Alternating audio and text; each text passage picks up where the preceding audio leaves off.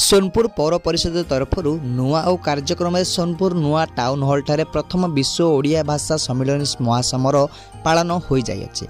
मुख्य अतिथि भाव नूतन जिलापाल अनन्या दास और सम्मानित अतिथि भाव म्युनिसिपालिटी अध्यक्ष तामस्मिता नायक, शिक्षाविद गवेषक ब्रजकिशोर दानी, पौर परिषद कार्यनिर्वाही अधिकारी इंग मनोरंजन पंडा, मुख्य वक्ता ओडिया अध्यापक धर्मशाला महाविद्यालय डॉक्टर पुरुषोत्तम मिश्र, वरिष्ठ साहित्यक श्री श्यामा ओम प्रसाद मिश्र जोग देइथिले। जिलार विशिष्ट कवि लेखक गवेषक Gorakhnath Sahu, Brajakishore Dani, doctor Jyotiranjan Baida, doctor Saurabh Ranjan Khamari, doctor Debashish Pandya, Sridhar Bagh, Artatran बाबू, प्रद्युम्न साहू, सुदाम नायक, रंजित पंडा, सस्मित मेहर को मानपत्र और पुष्पगछ प्रदान कर जिलापाल द्वारा संबोधित कर सीआरसीसी व्रतानंद भोई सभा कार्य परिचालना करथिबा बेले पौर परिषद कार्यनिर्वाही अधिकारी मनोरंजन पंडा को प्रत्यक्ष तत्वावधान में एक कार्यक्रम को परिचालना कर जायतिला।